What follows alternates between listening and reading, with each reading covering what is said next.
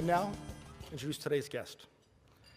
Just over 4 months ago, here in the same forum, Finance Minister Dwight Duncan told us that Ontario was facing some very serious challenges. He said we were just beginning to see signs that the economy might be turning around.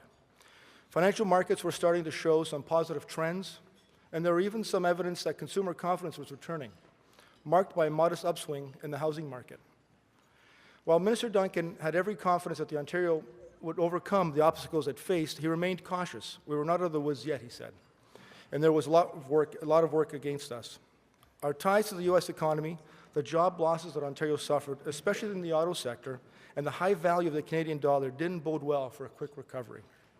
As business dropped off and unemployment rose, the government's corporate tax revenues fell by more than $6 billion in 1 year, an unprecedented 48.1%. Experts said it would probably be 2011 before Ontario's economy was back where it was in 2008. This last year has been one of rebuilding for Ontario, operating on the premise that you have to spend money to make money, and that the huge influx of cash was critical to avoid further, even catastrophic economic and job losses. The province poured $4 billion into the auto sector. Billions went to infrastructure projects, job creation, and meeting the increased demand for social programs and services. An overhaul of the taxation program began, designed to make the province more competitive, reducing personal and business taxes alike. We started ramping up for new growth with new bridges and highways, investing in skills for the workforce, better and early schooling for our children, broader access to higher education, and virtually anyone who wanted it. Last fall, Minister Duncan left us feeling encouraged, if not confident. He said that when we are through this, and we will get through this, Ontario will be bigger, Ontario will be better, and Ontario will be stronger. This minister and this government have worked hard to get us through these tough times. So today we'll hear how Ontario is doing. Please help me welcome Minister Dwight Duncan, Minister of Finance for Ontario.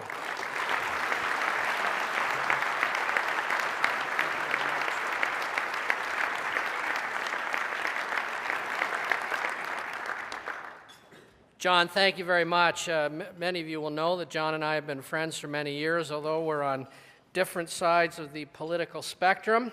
I must confess, when I heard that you were introducing me, I felt rather like the hen about to walk into the fox's den, but I appreciate that. And of course, John, in the immortal words of Vito Corleone, as long as your interests and mine don't collide, I wish you well.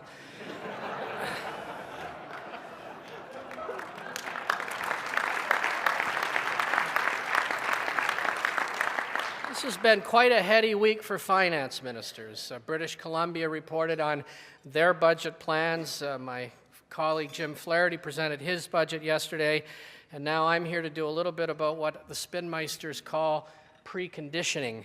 And I hope for your sake that your weekend in any event will be finance minister free. I do want to talk to you about the economic outlook and the McGuinty government's plan to open Ontario to new growth and new opportunities. I'll talk about some of the challenges we face and the government's plans to increase jobs and growth, both in the near and long term. As John pointed out when I was last here, we've seen a deep and significant recession that was felt in every corner of the globe. The speed and breadth of the slowdown took the world by surprise. The United States lost 8 million jobs during the so-called Great Recession, and 6.1% of American jobs were wiped out. Today, for every new job in the United States, there are 6 people actively looking for work. Here in Ontario, we lost close to 250,000 jobs. Our government saw corporate tax revenues drop by close to 50% in a single year. Now, there is good news. Some early signs of the recovery have arrived. All major economic indicators in Ontario have improved since the lows that were posted during the recession. Ontario real GDP has increased for 2 consecutive quarters, rising 0.5% in the third quarter, by the way, exceeding the rest of Canada. And all the signs point to stronger growth still in the fourth quarter. Since June of 2009, employment in Ontario has actually increased by 85,000 net new jobs. Retail trade has recovered very well, almost 85% of the decline in retail has been made up. Much of the weakness resulted, of course, from auto sales, which came down some 32.9% in the period January 08 to December of 08. For Ontario as a whole, housing resales have bounced back. Since last January, sales have increased 62%, and Ontario MLS prices have risen 19.5%. By no means, though, are we out of the woods. As Mark Carney recently pointed out, the thaw is coming, but there's a catch. The Ontario economy and the Canadian economy are entering crucial periods of adjustment. And let's not forget that far too many of our fellow citizens are out of work. We have an economic and a moral imperative to get more people back to work. It is what we do now that will help shape how fast we get out of this and how ready we are for the increasing pressures in the global economy. One of our first challenges is that the pace of recovery is uneven.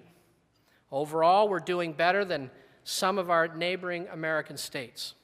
We've seen, however, that there is a disparity in the recovery across Ontario. The bidding wars are back for many houses in Toronto, yet those same houses in places like Windsor and Oshawa and Sudbury and Timmins, there are no buyers. Though employment is up in some sectors, we haven't gotten back to pre-recession levels. In some sectors, job numbers have not moved back up at all. Until we return to pre-recession employment levels, we have more to do. Employment statistics don't mean much when a member of your family has lost a job. And that's why we created a stimulus program to create jobs. Like other governments, we had to mitigate the impact of the recession by taking action on jobs. We invested significantly in infrastructure programs right across Ontario. We invested in the auto sector to keep people working. We made a conscious decision to follow the IMF's advice and invest 2 to 3% of GDP in stimulus. We did it to protect and to create jobs. The $32.5 billion investment in infrastructure is creating over 300,000 jobs, not to mention providing the province with improved roads, bridges, public transit, and schools. In spite of what has happened in the auto sector, Ontario continues to build more cars than any other state or province in North America. Our support for the auto sector, including our assistance to General Motors and Chrysler, has helped preserve thousands of jobs in an industry that employs some 400,000 people here in Ontario. At the same time, we protected the valuable public services that keep Ontario thriving: education and health care. We also accelerated the Ontario Child Benefit by 2 years to help families in need better weather the slowdown. We invested in helping people get back to work in new and emerging industries. Our groundbreaking Second Career program is supporting over 26,000 Ontarians who are going back to school and training for a new career.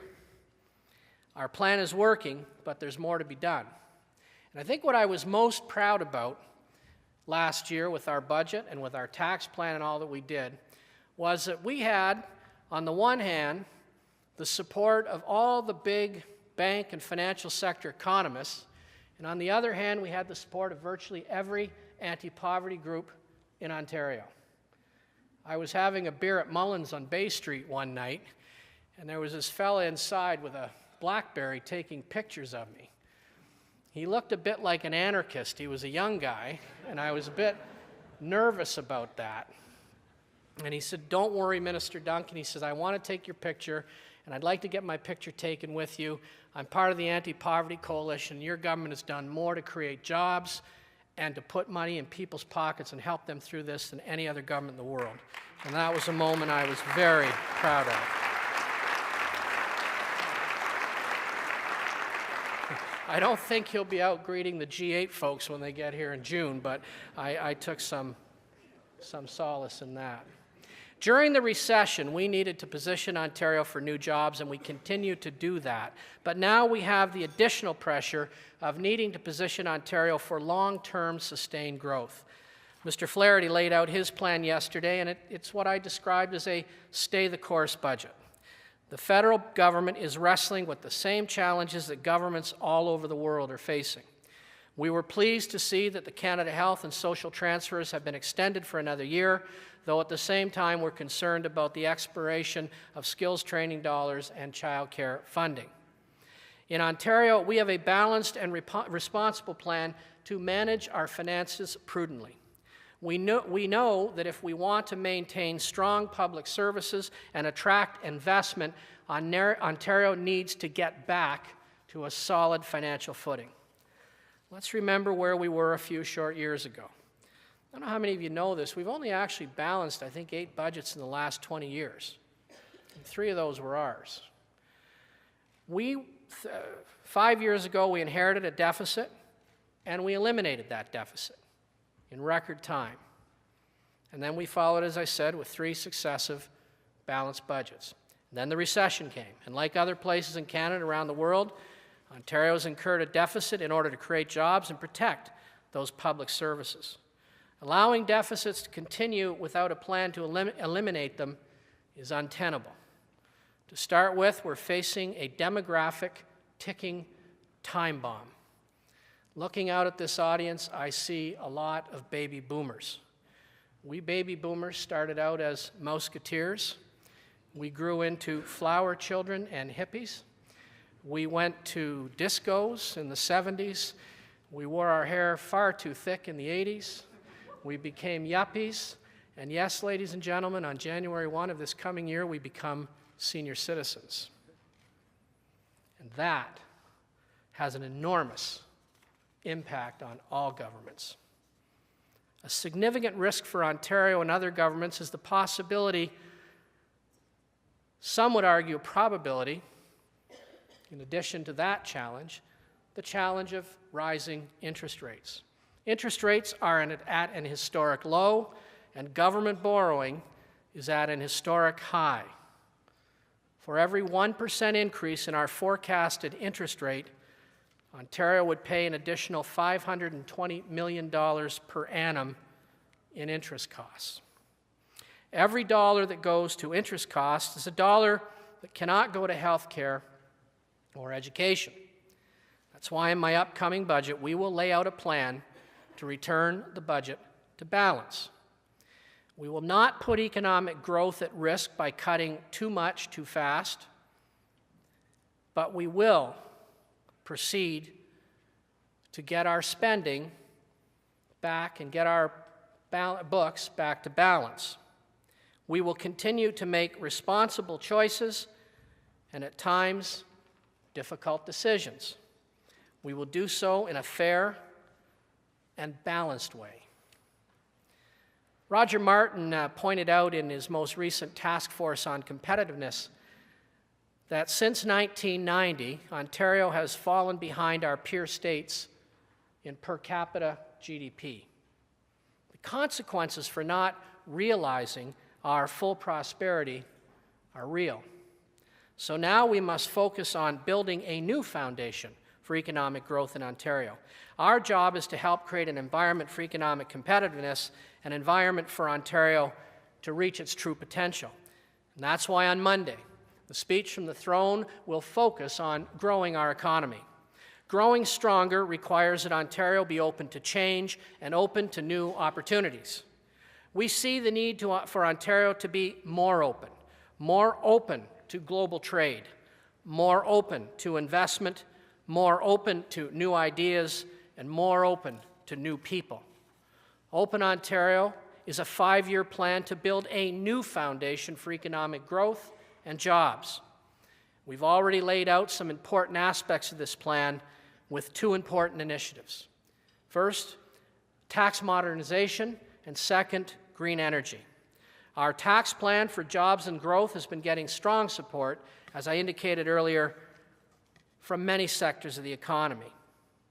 Businesses tell us it will help them invest and create jobs. Small businesses in particular will find administration, the cost of that administration, simpler and less burdensome. A recent KPMG report shows that our tax plan will significantly improve Ontario's competitiveness.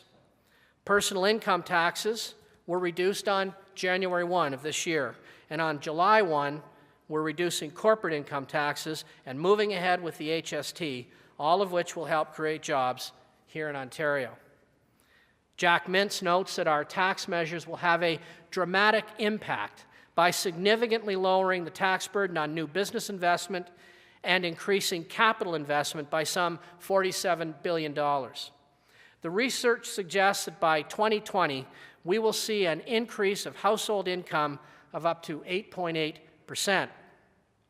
Most importantly, Mintz estimates that our tax plan will lead to the creation of nearly 600,000 net new jobs within 10 years. That's good news for all Ontario communities and all Ontario families. Green energy is going to be a significant source of employment in the very near future. Our program will create 50,000 new jobs in Ontario over 3 years. Al Gore has called it the single best green energy program on the North American continent. Samsung's partnership with Ontario to produce clean energy from the wind and the sun is just the beginning. In the speech from the throne next week, the government will be outlining more elements of the Open Ontario plan. In the meantime, let me share some of the thinking that's gone into that plan. Since we took office, we've placed an extraordinary emphasis on education. We launched full-day learning for 4- and 5-year-olds, which will help our youngest kids get ready for school. We lowered class sizes and invested in schools. Our Reaching Higher program delivered the most significant investment in post-secondary education in 40 years. The evidence is clear. A well-educated workforce in is Ontario's competitive advantage, Ontario's key to prosperity, and it's also our key to more jobs. One of the areas where Ontario is starting to do very well is in the clean water industry. Slowly, this sector has become one where there is significant global demand. The Conference Board of Canada estimates that the global market for water technology is over $400 billion, with annual growth of up to 15%. The other factor that has been decidedly in our favor is the strength of our financial services sector. Our sector, our financial service sector, weathered the global economic storm, and we became known for having the world's most reliable financial institutions. In Ontario, this sector accounts for significant employment and wealth creation. This sector still has untapped potential to be more innovative and to create more jobs. And Ontario will continue to support the creation of a common securities regulator, and we will continue to demand that the head office of that regulator be right here in Toronto, the center of Canada's financial services industry.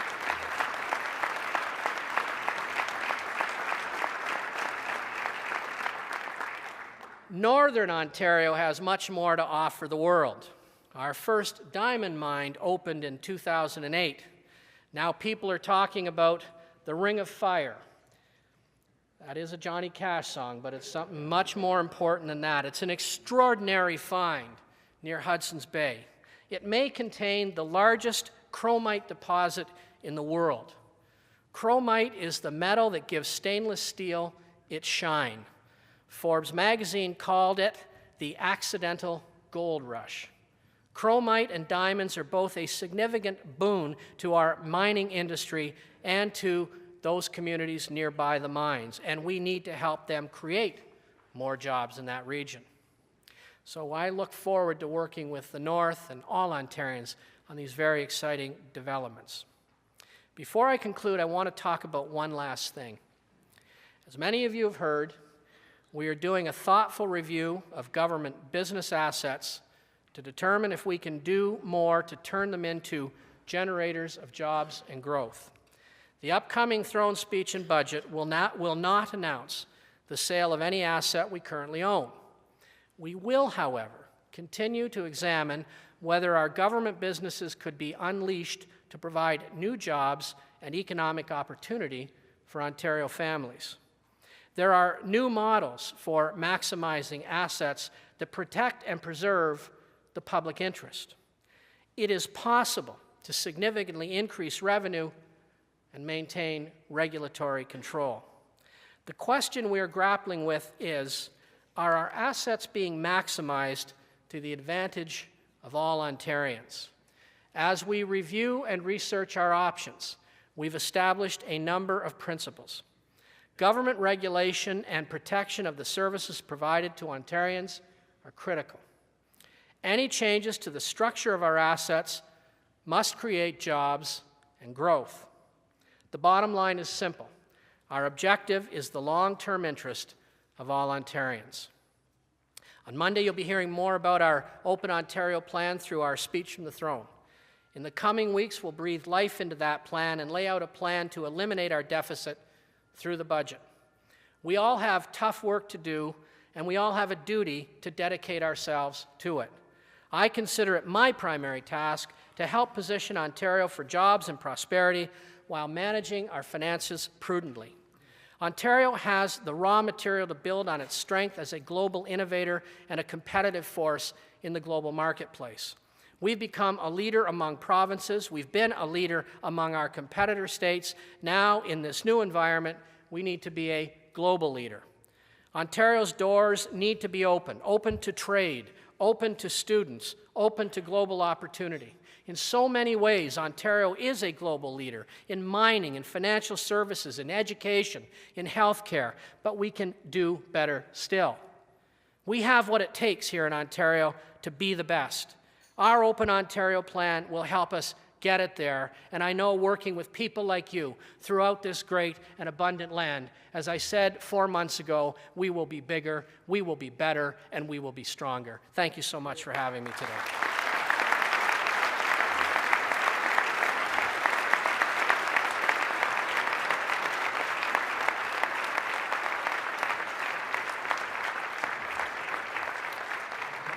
I'd like to call John Duffy, Vice President of the Canadian Club of Toronto, to the podium.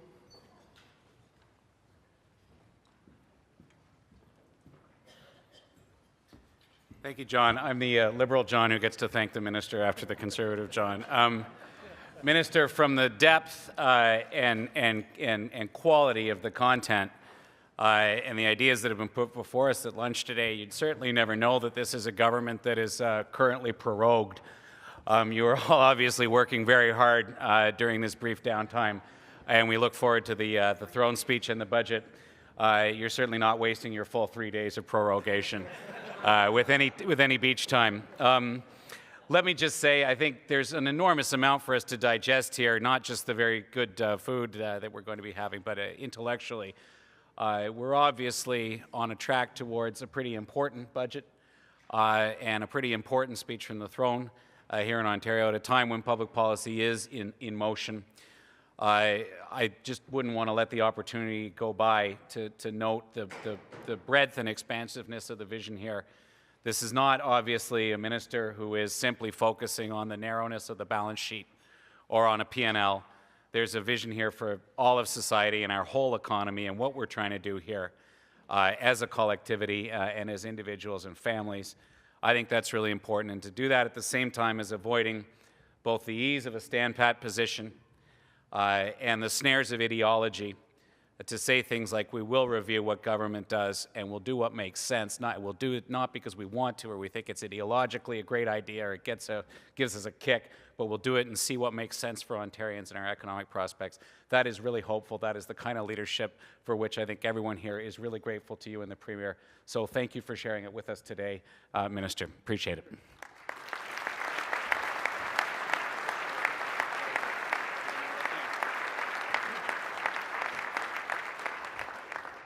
Thank you, my Liberal friend, and thank you again, Minister Duncan, for your speech. Before we eat, I'd like to mention two of our upcoming events at the Canadian Club of Toronto. On April 7th, the Honourable Deb Matthews, Minister of Health and Long-Term Care of Ontario, will discuss Patients First means Quality First, building the health care system Ontarians deserve. And On April 30th, we are pleased to announce the 5th annual Women in Public Life Luncheon, when the Honourable Anne McClellan, former Deputy Prime Minister of Canada, will be our keynote speaker and Equal Voices EVE Award recipient. To order tickets to these or any other Canadian Club events, please visit our website at www.canadianclub.org. Minister Duncan will have to leave us shortly to attend a media availability, so Minister, thank you once more for speaking to us today. This concludes our television programming, which will be broadcast on Rogers TV in the days to come. We are grateful to Rogers TV and 680 News for the continuing promotion of the Canadian Club events. And I'd like to now, ladies and gentlemen, please stand and join me to the Toast to Canada.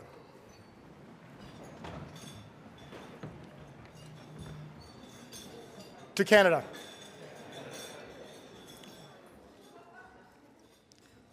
Please enjoy your lunch.